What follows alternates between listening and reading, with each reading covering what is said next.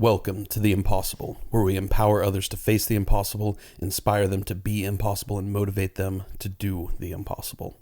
I'm Matt, and we are back in the studio together for the first time in a while with my brother, Austin Douglas. Hello, everyone. Yeah. Good evening. And last time he was on here doing a Parts Unknown series, he discussed the week of chemo into the stem cell transplant and some of the horrors that can be faced from that, some of the things you have to overcome and mentally prepare yourself for when facing a chemo regimen that you know is designed to kill you, only to be saved only by your stem cells that they've harvested. And it's kind of a unique position to have to be able to put your mind in a place where you can go to that situation. Mm-hmm. You can go to a place where you have to face what could be a deadly situation and put your entire life literally in the hands of others. And that's what he had to do during this week of chemo. And that's what he's had to do throughout a lot of this process over the last now 3 years of him battling cancer off and on. And this chemo regimen, as we discussed, is very old school. It's very Stone Age, I guess you could say, and it's the drugs they use and the approach it takes. But it is also incredibly effective. In fact, it's the most effective intervention I've ever seen per study data in the world of cancer therapy. So it does work, and it was something that we were hoping to be able to avoid due to the long-term side effect profile, because we plan on having Austin around for a very long time. But it is something we ultimately had to come to. And in life, you're going to have situations where that happens. You're going to have situations where you do everything you can to avoid a certain outcome, and yet that outcome arrives. And when those moments happen, you can't dwell on the past as if it were lost time, as if those efforts were for naught, because there's so much to be gained in each of those efforts. And in fact, I think Austin would tell you that he likely would not have been mentally, emotionally, spiritually ready for this battle had he not had the preparation that he'd found in the previous battles. So everything along his journey has helped lead him to this perfect and terrible moment. And that moment comes after the chemo's finished. These chemos, being what they are and how they work, some of them I received myself when I was going through cancer therapy. They take a while to unleash their true effects. And they go throughout the body wreaking havoc, killing off millions, billions of fast-growing cells that lead to terrible side effects in the bloodstream, in the GI tract, on your body with your skin and your hair and your nails, on your energy and your constitution and on your fortitude. They wreak havoc everywhere, and for a period of time, you go throughout life feeling more beat down, more broken every single day. And that's what the weeks post-chemo in this process had in store for Austin. And, I was fortunate to be able to have the opportunity to spend with him the entire week, or almost the entire week after chemo, and to be able to be there with him, I know definitely brought me solace, and I hope that it brought him the same. But it also brought with it a lot of pain from having to see someone that you truly care for and truly love, and someone you've fought through battles together that only they could understand, to have to witness them go through such struggle and not be able to have really any effect over the situation other than to be a bystander and to be there for what little emotional and spiritual and in some cases physical support you can provide. It's a difficult situation to be in. But it's a much more difficult situation to be the one battling through that incredible, impossible challenge. And that's what Austin was doing. So I'll turn it over to him to give you guys some insight into his perspective on this second week of the stem cell transplant, the hardest week. What the doctors told us was going to be the hardest week, and the very reason I took this week off specifically to be with him. We wanted to give you guys some insight into what it's like to battle some of that mental anguish that can arise when on a daily basis you see your body significantly breaking worse and worse every single day. And how rough that week was. It was brutal. It really gave me insight into what that week and the following week was putting me in store for, and made me very thankful for the time that we had spent during that week, because it eased some of the mental pain getting ready towards that weekend of the 14th, where the physical pain was going to arrive at its most forceful and most pedal to the floor intensity, and ultimately just absolutely wrecking my body. So second week, the 9th, it's a Monday. This is where I have the infusion done. So they infuse the majority of the stem cells that they collected, and that day went fairly well.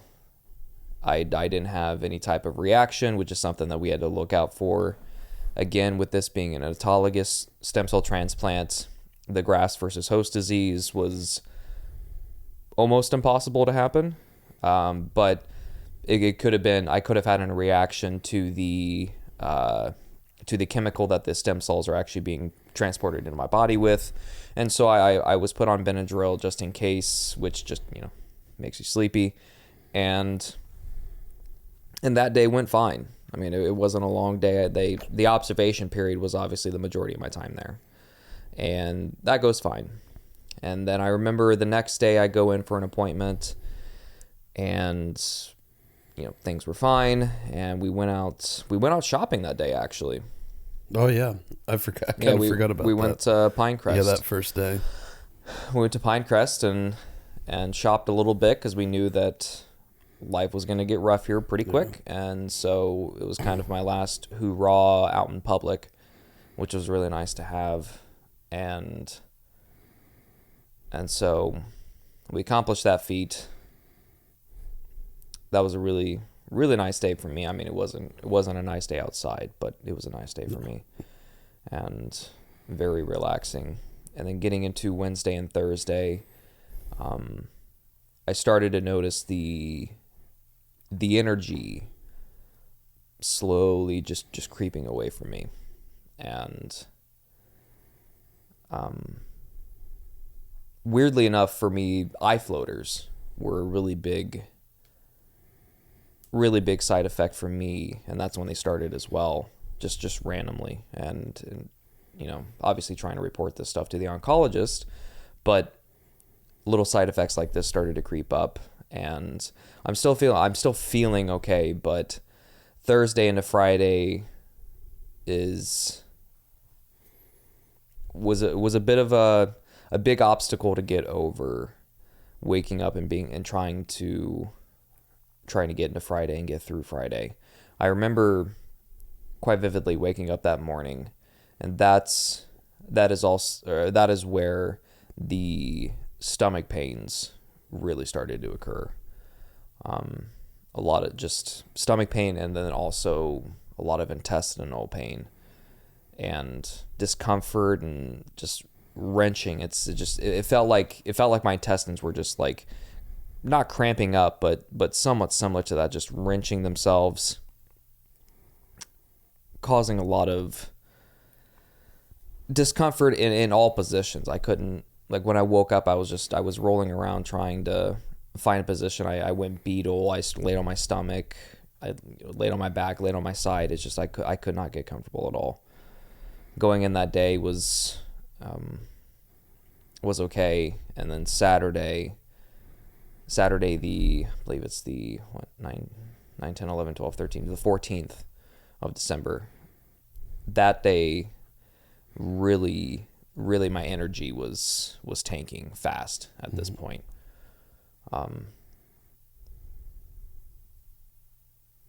I couldn't muster up the courage really to share even with you, because I didn't want to scare anybody, but I was really feeling horrible that day. Yeah.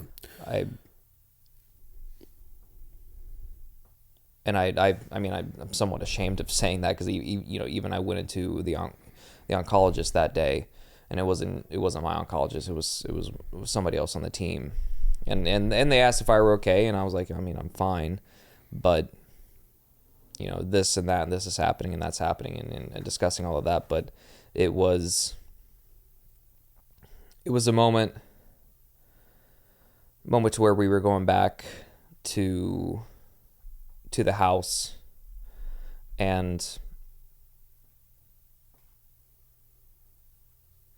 I really had to dig deep to not show how much in pain I was in front of you guys. And that day started off, I would say, a 4 or 5 day stretch after that, well into the middle of the next week, to where I felt absolutely the most miserable, the most pain, the most discomfort. The nausea was 12 out of 10, and even eating, drinking was all becoming a problem. That's where Saturday or Sunday is where I had to start to get an IV bag for hydration, because my blood pressure was tanking to like 100 over 50, and then I would stand up and it'd be like 90 over 50. My heart rate would go from, my resting heart rate sitting down was in the 80s. It would shoot up to about 120, 130 when I stood up. My oxygen stayed fine. It was at like 96 or 97, which they were surprised by. The nurses were, at least. But I was in a rough spot. My choices put myself a bit in a rough spot with the lack of drinking water back at the house. But yeah, it was, the chemo was doing its job, and I really took a freight train head on with that, I feel. Yeah. And yeah. The one thing I tell everybody that chemo does more than anything else is it completely deprives you of your own humanity. Not in an instant, but every day, over time, it slowly leeches the life more and more and more from you.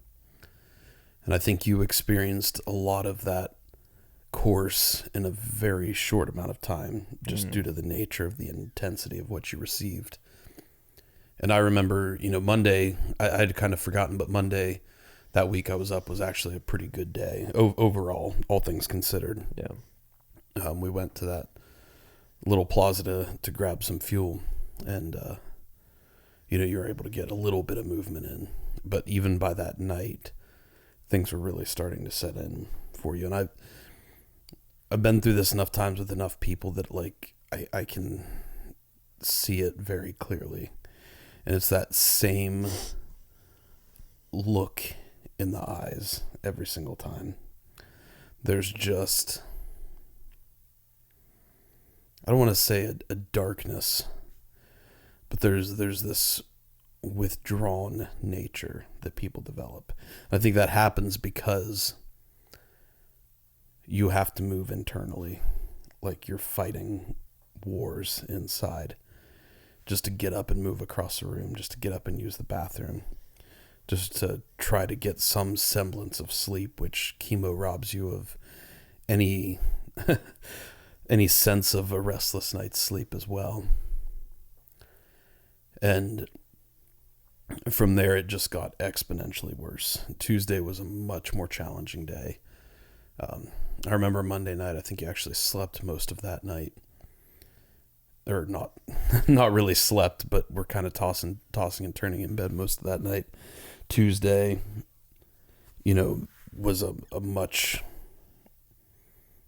different day as far as how you felt physically. Mm-hmm. And I could just see that exhaustion in your body.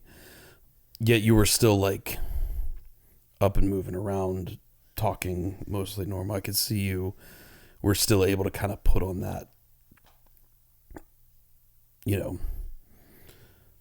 put on that guise as if things are moving well, mm-hmm. which is, we become so good at. And then I was gone all day Wednesday because I had to be back home with Lily that day. And I just remember just being gone for like 24 hours or 36 hours or whatever it was. And I come back Thursday, and Thursday is an entirely different experience. The difference between Tuesday and Thursday was absolutely immense. And that's the day where I think that was the first day where at least I had seen that, like, that humanity was hanging on by a thread. Mm. And it does that because it puts you in the most extreme of fight or flight. Like, you're literally clinging on to your life. And when you feel yourself breaking down in such a manner, there's no way you can ever truly put words to what that experience is like. But just to experience yourself wasting away like that is terribly shocking and troubling and disturbing to the human spirit. And the only thing you can do in a situation like that is just keep pushing forward. Mm-hmm. Keep making that world small, as small as humanly possible. Focus on getting through the next minutes, hours, days at a time. And eventually you will reach a point where there is a turn. But in the moment, that turn seems so far off that it's essentially non-existent. Yeah. So you can't even really rely on that for a semblance of hope. So what do you think were some of the main things you were able to utilize and rely on to keep you moving forward in those moments? A lot of YouTube, a lot of video games. Those were the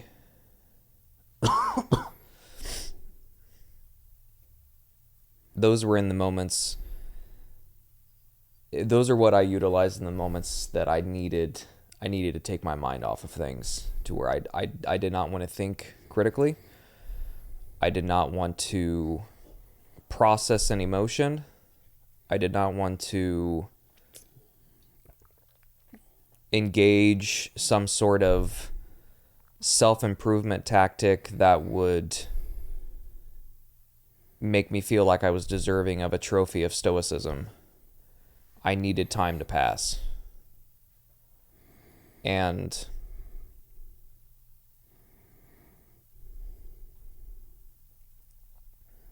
That's a really good question. I rely heavily on humor. I rely heavily on stand-up comedians and just something to try to make me laugh.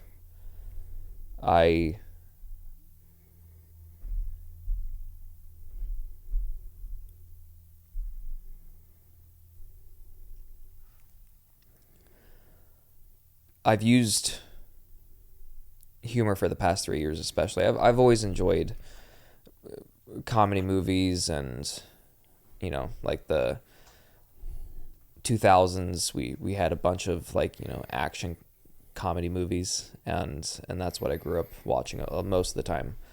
And so through university and then after university, I enjoyed kind of getting into like the stand-up comedian movement. But then for the past 3 years, I've relied heavily on comedy and just humor in general to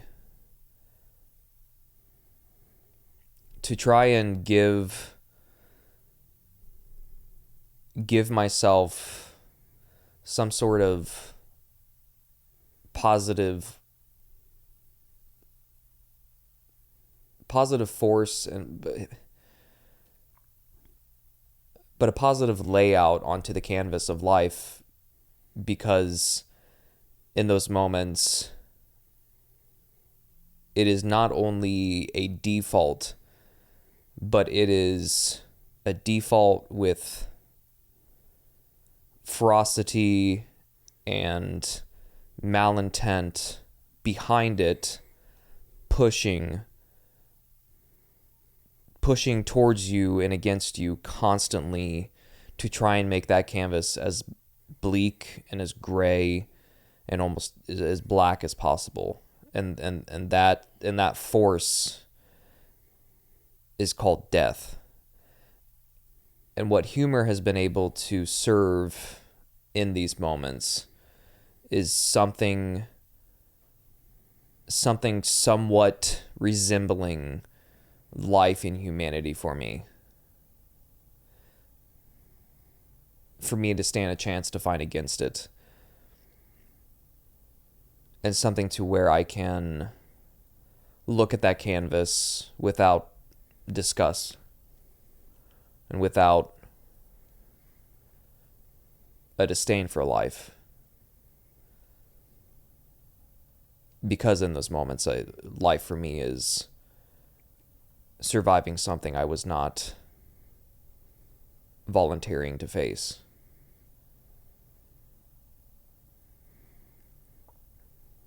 And I don't regret having those moments of having a disdain towards life. And I know that's something to discuss at a later time.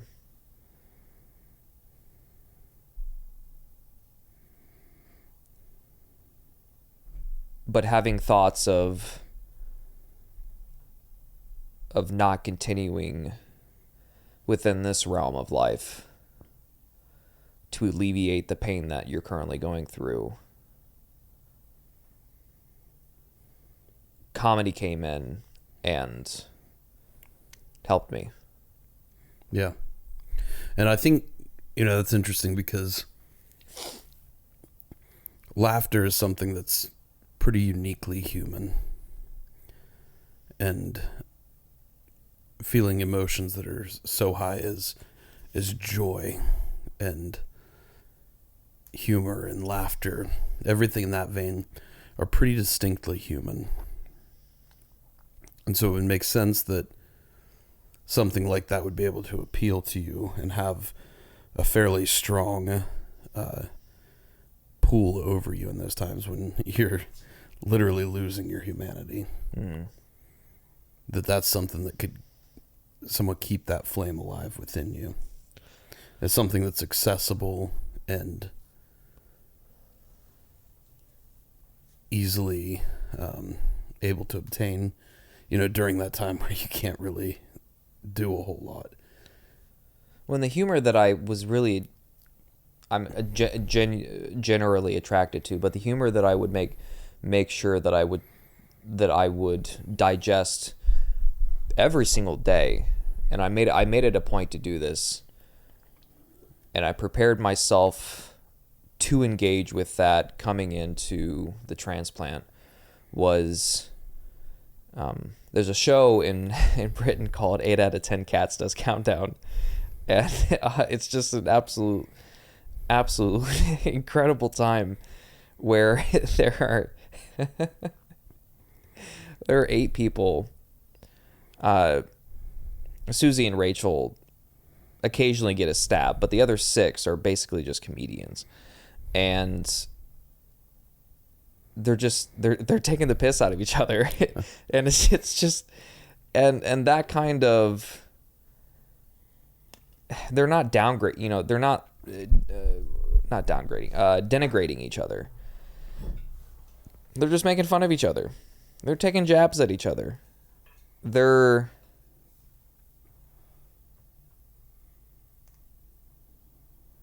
wanting to remind each other that they do have flaws, that they have done something that they may regret, or they weren't too keen on happening, but it happened, or the way that their hair looked that day, or what they wore. And obviously most of the time it's staged, with the occasional, improvised quirk, which is also just as valuable. But that sort of grounding to the earth humor, without being mean, of course, is so, and in those moments, incredibly to almost being invaluable, but valuable to me. I really find myself grounding to the earth when I see them really just having a good time, and it reminds me of a lot of, just British humor in general, of having a good drink with your friends and just taking the piss, busting each other's, guts, throwing little jabs to keep everybody in check. It's that kind of demeanor that really allows me to calm down in the moments that I start shaking from the pressure of not being able to find any humanity within my present situation and my present reality. And so that's, it's a particular type of comedy that I'm able to put into the palm of my hand and really find, the speckles of gold in it, I suppose. Yeah. Well, and I mean, humor is something that's been used since the dawn of time for humanity to essentially make light of terrible situations. Yeah. But it goes so much deeper than that, I think, because laughter leads to feelings of joy, like inherently. And that is such a powerful emotion, such a powerful feeling, that it can strip the hold and the power of any darkness you're facing. So while you're in these moments of such intense and extreme darkness, just something that alone will make you laugh can have immense power to be able to strip some of the power away from that darkness, strip some of the hold it has over you, and to be able to just step into the next moment, whatever that may be, with a little bit lighter of a spirit, with a little bit of that flame of humanity within you rekindled. And I want to bring up or go back to something you said earlier that we kind of skipped over quickly, that I think is actually a really really important point here. And it's a little contrary to a lot of what you see on social media and the internet a lot of these days. But when I asked you what some of the things were that got you through those moments, one of the things you said was video games and like YouTube videos. And now that sounds very, very contrary to a lot of what we'd see on the internet today, because you look at a lot of these mega influencers, especially the ones targeted toward men, and it's all about just like hardcore hammering, like discipline, read, study, grow, develop, all of these things. And that's incredibly important. It's stuff that you and I are very driven toward and utilize on a daily basis, practice on a daily basis. But you brought up the reality of something that cannot be denied. And it's when you're in those moments of absolute survival, and I'm talking absolute survival. Your body, your primal instincts have completely taken over, and you are trying to only serve those basest needs. Your mind lets go of all of that. And it purely returns to what will get you through this moment right now. And it is not something that can just be overridden. It's not something that can just be, you're not making decisions at this point. Your body is taking over. And I think a lot of your true internal strength and desire and will to live takes over. And so these moments of pure survival, these moments where you're in the deepest, darkest depths of suffering, aren't going to look pretty. They're not going to look like some kind of valorous moment. Certainly those will occur time to time. But those moments are not the default. They're not the regular. They're not the day-to-day. It's going to look like times of watching YouTube, playing video games, doing things that you may not hear or see on a day-to-day basis as productive, actionable items, yet they're things that allow you to survive to the next moment. They get you through that moment so that at a later moment you can return to those productive things. And I think there's a lot of people out there that would say, oh no, you can still work to improve and grow and thrive in any situation. It's like, yeah, that's all well and good. But have you been in that situation before? If you have and you were able to execute all the time in such a manner, I'd love to hear it. I would love to hear your insight. Because I'll tell you right now, Austin and I now both have been in those situations. My situations, you guys know some of it. You know a lot of it, actually, if you've been with us since the beginning. But I've not talked about it in a while. But towards the end of my chemo treatment, after 9 months of chemotherapy, one of the agents that actually is one of those archaic agents that was used in Austin's therapy ate a hole through my colon when I had no immune system left, and caused my body all my waste product in my body to leach out into my abdominal cavity, causing a massive bloodstream infection that progressed me very quickly towards septic shock and into multi-system organ failure. I was placed on a artificial heart and lung bypass machine that at the time only had a 50% survival rate. And of that 50%, only 30% retained mental and physical function. So we were definitely in mega survival mode. And you guys know I've talked about some of the hallucinations I experienced during that time. Still to this day, they're with me clear and as vivid as the moment I experienced them. They're the most difficult thing I've ever faced, and the most difficult thing I will ever face.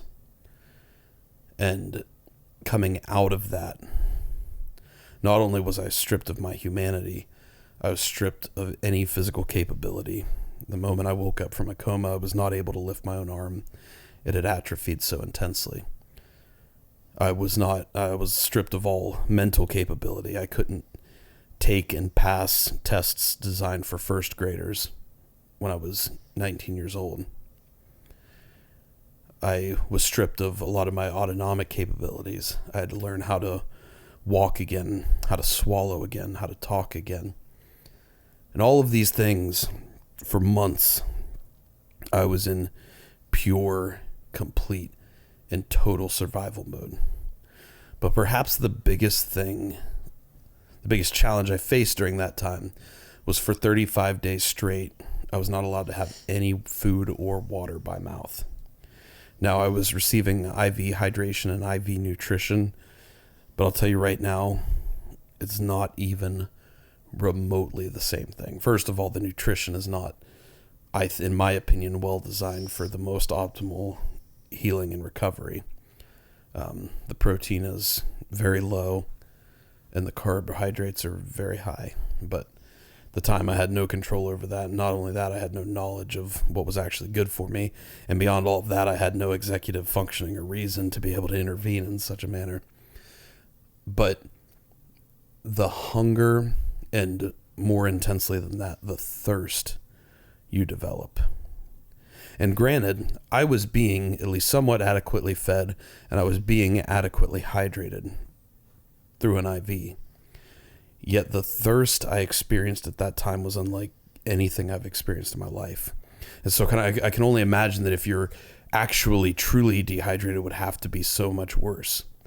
The first moment, this was 2 or 3 weeks into this, the first moment I got to taste water on my tongue through a sponge, I literally wept for hours. I don't know that there's a moment I've experienced such primal relief in my life, such as that.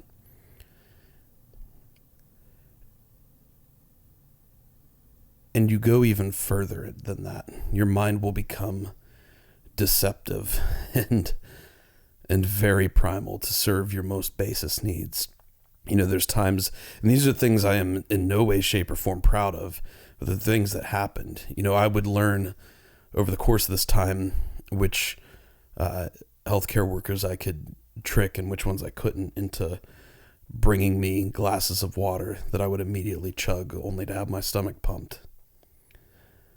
And yet my brain didn't have the executive reasoning to be able to know that, hey, if you drink this, it's going to get pumped right back out of you. There was no decision, there was no conscience, there was no morality. There is only what you need right now in survival. It got to the point I could not have any TV on, because you would be surprised how often in TV you see water and people drinking and things like that. I couldn't handle it. It would cause me to have mental breakdowns. My parents, the nurses, doctors, nobody could have any liquid in the room. And in fact, at this point, I still was not able to move out of bed. And so I couldn't get up and go to the bathroom. They either had a catheter on me, but it got to the point they were able to remove the catheter, and I was able to use the bathroom in a bedside urinal. They couldn't even leave that within arm's reach of me, or else I would try to drink it. And that is how intense. I don't highlight that to gross anybody out, but I highlight that to show just how intense this survivalist instinct is that we have. And we all have it. You may not think you have it, but I promise you, you do. You get pushed to that point, it will come out. And so there's not a lot of glory, there's not a lot of honor in these moments as we would often think. There are certainly moments of it. There's moments, though, because I don't want this to sound depressing or nihilistic. In the midst of all of this survivalist primal nature that comes out, those sparks of humanity shine through, and they shine through brighter than any other point you could ever experience in your life, because of what they're contrasted with in the day-to-day. And these are the moments of glory. These are the moments of honor. These are the moments where your true colors, all of that developmental work, everything you've built your spirit to be, these are the moments where it shines through. And it's the moments where you take those first steps, despite being told you may never do so again. It's the moments of enduring a surgery that you were fully awake for, with only local anesthetic on your abdominal cavity, and having to keep your mind sane. It's the moments of watching medicine be pumped into your body that is at such a high and intense dose that you know without proper intervention you will die.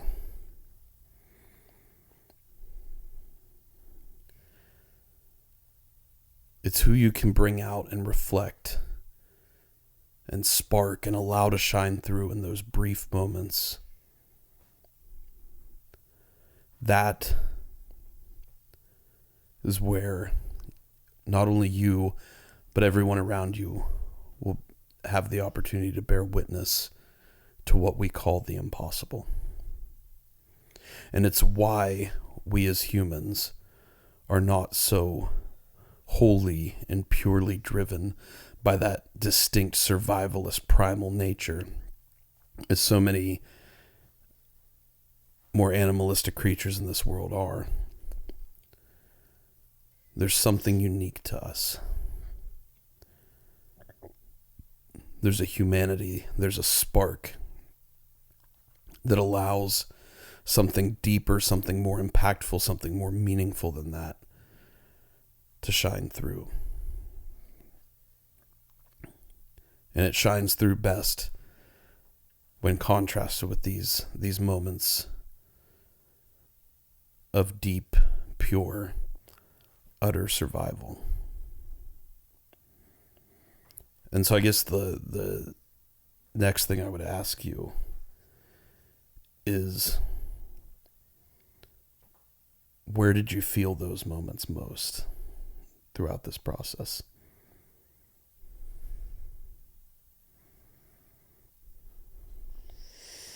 I know where I saw it the most,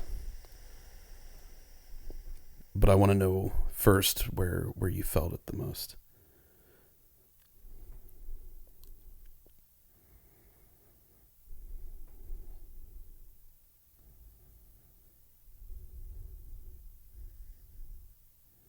Haven't thought about that. Yeah. And it's okay if it's something you don't even realize yourself yet, because it takes time. It takes a lot of time to be able to... What you just went through is something that you're not just done with and over and processed and, fully ready to put that behind you. And odds are that's something that's never going to fully leave you. And while that can be a daunting thought, it actually is one that can be incredibly empowering when used appropriately. Something you'll be able to draw on for fuel and for passion for the rest of your life. And it does take time. And there's moments where you may not feel it at the time, but you can look back and see, oh, there was a spark. And I'll tell you where I saw it the most, and probably something you don't even realize or never noticed. I would see it in these moments where you literally look like your soul has left your body. But then we'd get a flash of a smile. And while that seems probably so small to you, I don't know if you even know this about yourself, but you have probably one of the most electrifying smiles and spirits that I've ever encountered. And I think anybody who knows you, whether from the gym or in personal life, could certainly attest to that. When you enter a room and that smile lights it up, it is 100% contagious. And so even though I'm having to witness you go through something that's stripping you of that humanity, whenever that smile would come out, that would give me immense comfort and relief. Just knowing, oh, he's still there. He's still in there. That means a lot. Oh my. It's a heavy one. Well, because I thought that I'd never had moments of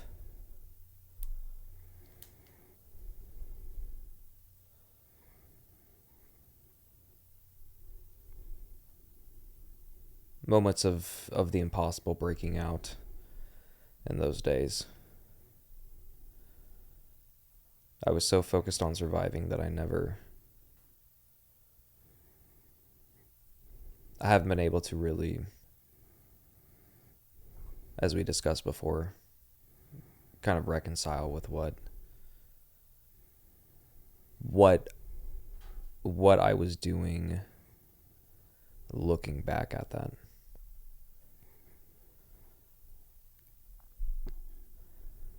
And yeah, I love sharing my smile.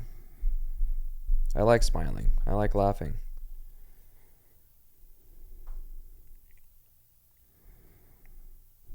Oof. And hearing that, man, come on. I did just kind of drop that on you with no preparation. But see, that's the thing is, I've had 12 years now to process what I went through. And for a long time, I did it in a very unhealthy manner. And now I've had,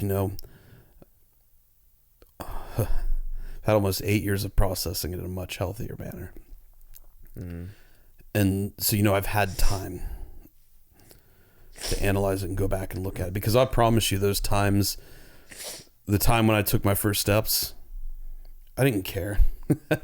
I mean, I wanted to walk again, but it wasn't like this moment of massive motivation and inspiration. And, that's not what I was feeling. I was focused on walking, and that's done.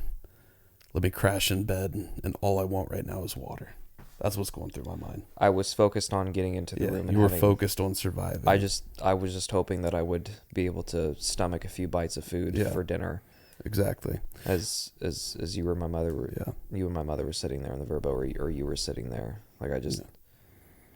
But that's why these moments are so powerful and so impactful, is because you don't even realize what's happening yourself. No. Yet, I've had both the fortune and I suppose you could say the misfortune of experiencing this with other people and with myself enough times now that I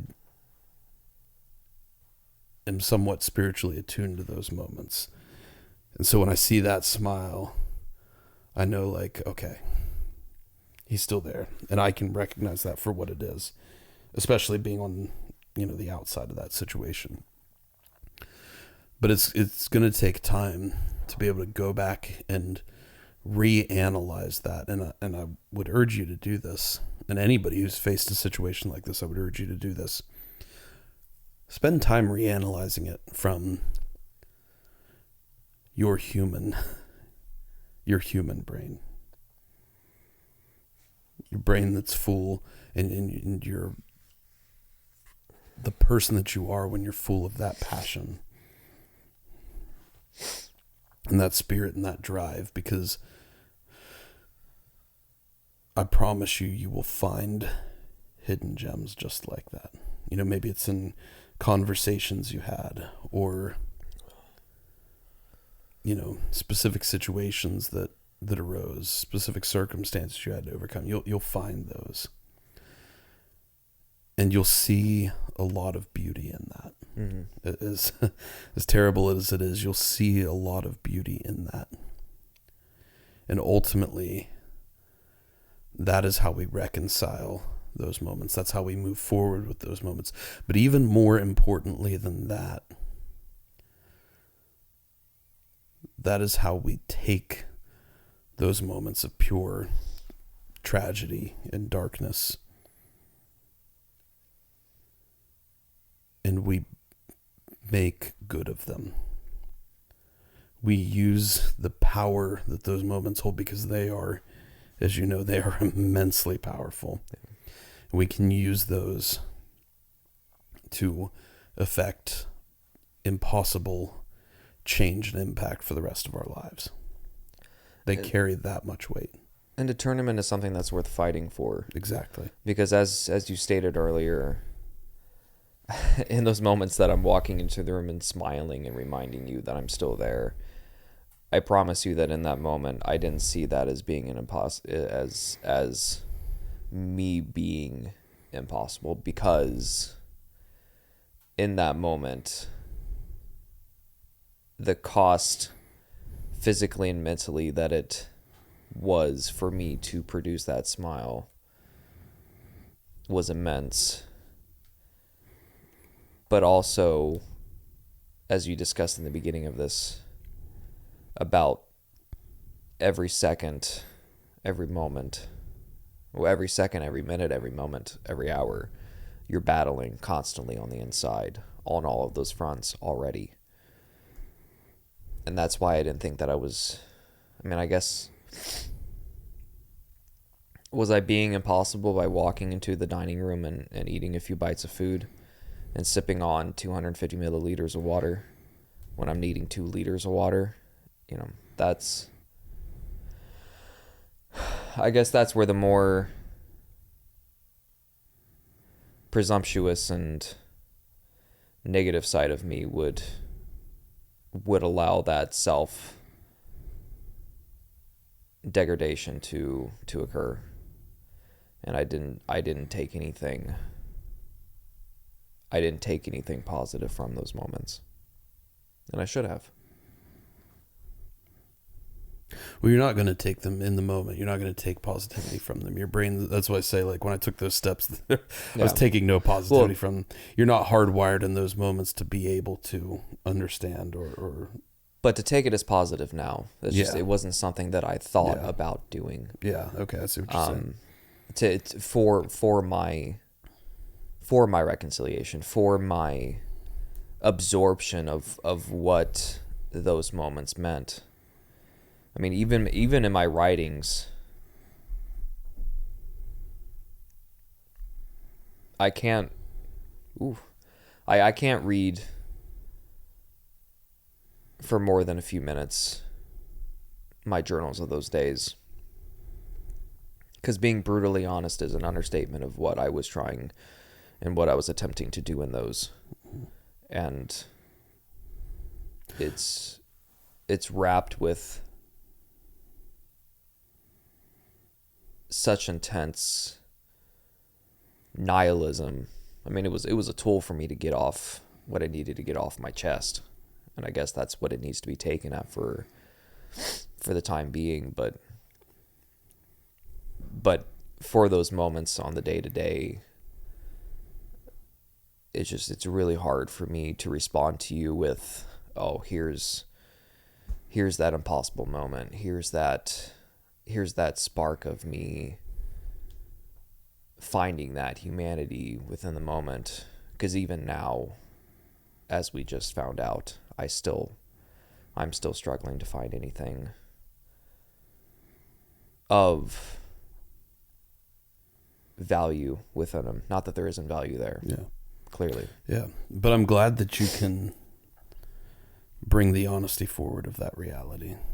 Because that's what I have to do. To contrast your situation,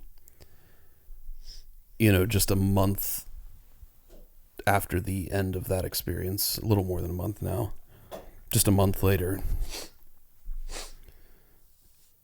you're sitting here on this podcast with me, reflecting upon that time and using that situation to help other people. Even if you can't fully discern those moments yet, you're already making good of that situation. And you contrast that with, for me, I was haunted for the next 4 years and dove to the depths of alcoholism to escape it. Yeah. So that alone is an impossible feat in and of itself. The fact that you've been able to make this transition, and it's just because that's who you are. It's ingrained into your nature. You've built it into your spirit before you even face this challenge. And because you've done that work ahead of time, you're able to bring that out so quickly, so immediately.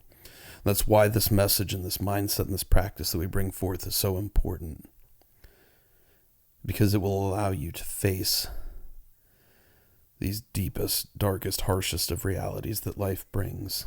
Mm-hmm. And while it may take time to find significance and meaning and purpose within that, and to create that and to build that,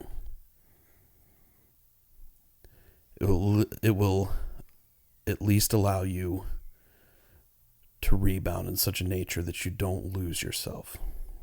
You don't lose your humanity. You don't give up your own humanity to that darkness, as I did for so long. You will be able to immediately do what Austin has done and turn around and begin using it for the betterment of others, even if you don't know the purpose yet.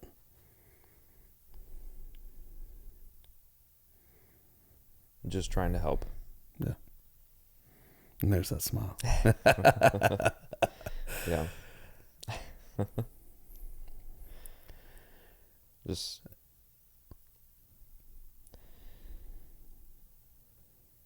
making sure that to whatever power that dark cloud has over you, that you can come back at it and not only strip it of that power, but I think you'll find very quickly that power is almost made up. You were the one in power the entire time.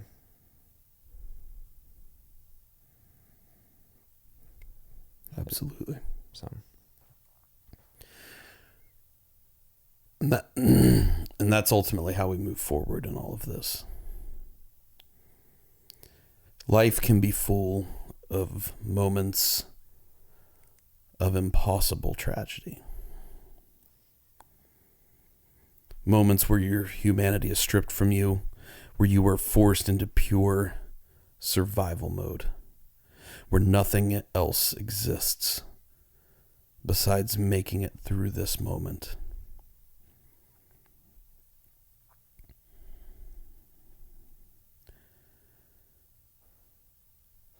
And those moments, those tragedies, they will shake you to your core.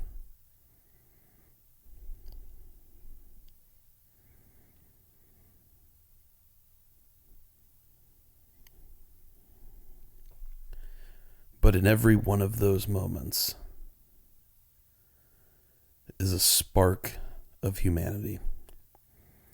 It's the spark of humanity that lights the flame of passion that engulfs our logo, our message, our mindset, and everything we're working to build and create with this platform in the world. So whatever tragedies, whatever impossible you all have faced in your life, I urge you to spend time with them. It's not going to be a quick process. It's not going to be an easy process, but it will be a immensely powerful and beneficial process. Go back and find those moments of impossible within them. Go back and find those moments where you were at your absolute weakest, the moments you thought you would never make it through, the moments you thought you would never endure, the moments you thought you would never survive. Sit with those moments and allow yourself to bring forth a strength and a passion and a purpose that you never realized could have existed from them.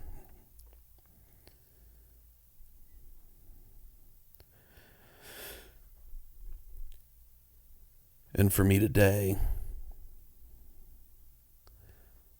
that exists. And every time I get up to go on stage, and especially every time I approach a squat bar,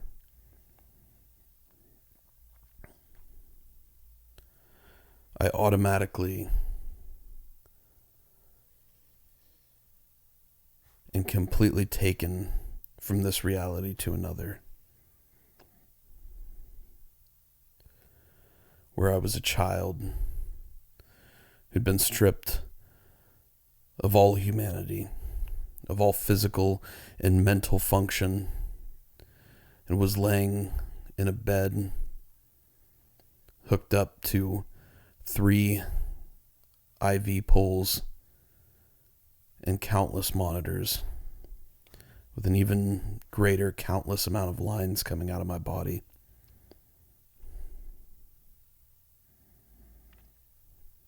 Fresh out of abdominal surgery, still fresh out of amputation, still fresh out of chemotherapy that had broken me over the last 9 months. I go back to that moment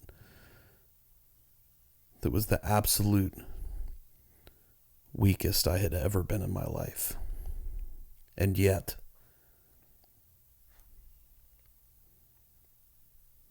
that kid, that child, had the strength to endure all of that. And what's greater is he had the strength and the passion and the purpose to be able to smile through that, if only for a moment.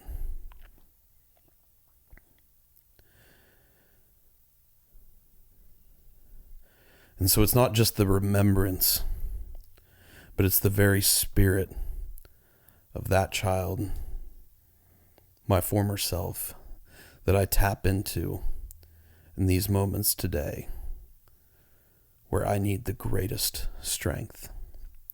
And I always like to think of it as if it's the man I've built today, going back to give strength to that child to make it through those moments. But maybe sometimes it's also the inverse. It's that child who had a strength of spirit of which even today I still can barely comprehend.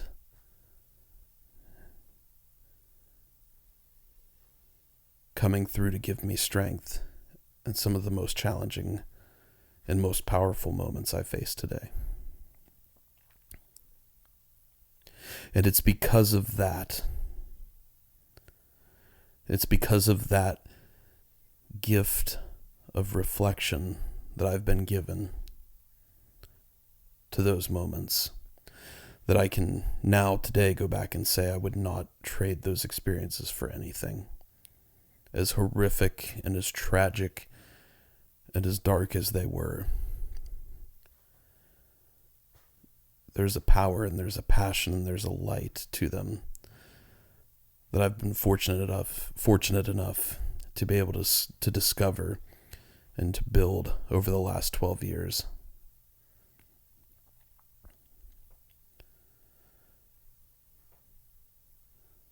That is something I would never give up. And I know you'll do the same. You've already done so much along that path. And someday, however long from here, it may be a month, or it may be a year, or it may be 10 years, we'll sit down and be able to record a discussion talking about those moments of impossible you find in those experiences. Here's to that. Absolutely, brother. And hopefully we'll bring you guys an even bigger and better audio and visual package than we currently do, because we are always working to improve not just this show, but our entire platform, because we feel it's the best way to honor this mission and this message and this mindset. Mm-hmm. We feel it's so powerful that it does have the potential to change the world. That is our goal. That is our mission. That is our vision. And we're always striving to improve that and build that. But it's nothing we can do without all of your help. So thank you for joining us along, not just for this discussion today, but for the entirety of what we've been honored to build here at Impossible Performance. Thank you. Yeah. Anything else you have for the evening, brother? This was a great discussion. Mm-hmm. And I do want to say, because I don't know if I've told you this yet before, but I am so proud of what you've been able to overcome and how you've been able to overcome it. And as hard as it was to witness and to experience, I am honored to have been able to share in that journey with you.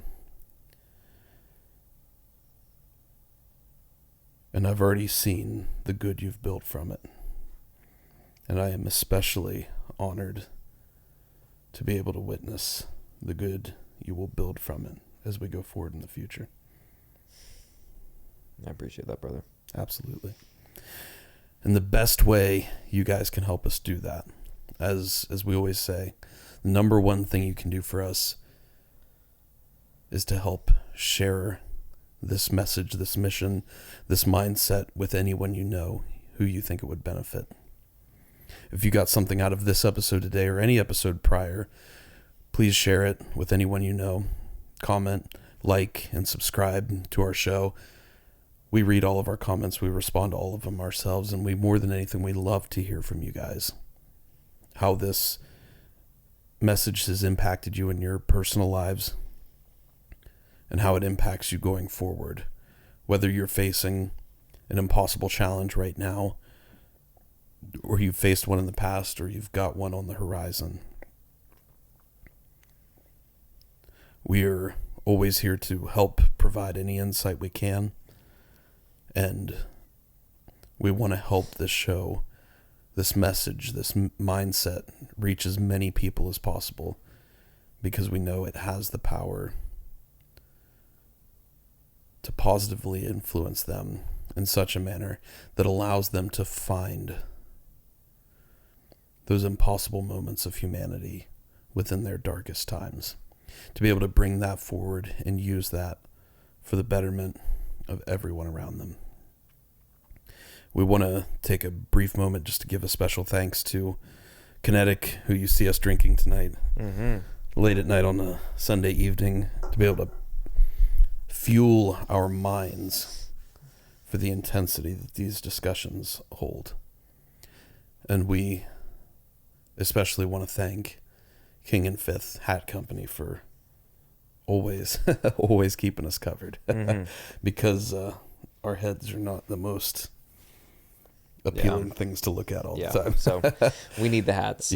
They are, guys, all joking aside, they are the best performance, formal, casual, day-to-day headwear you will ever find. Comfortable. They have built headwear for any person in any situation, and I stand by that. Go on and check them out. Link in the show notes. Use our code to save you a little bit of money too, but they are revolutioning the world of what headwear can be, and it's been an honor to work with them since very early on in the show. So guys, we thank you for listening to this episode. It's definitely a difficult one, but it's a good one. And it's one that I know we both feel more enriched and enlightened to have had. And hopefully it's one that you guys will feel more enriched and enlightened to have experienced. So thank you all for joining us and being a part of everything we do. Because at Impossible Performance, we're building a global culture of strength, fostering a spirit of growth in constant pursuit of the impossible. Thank you for listening, and as always, be impossible.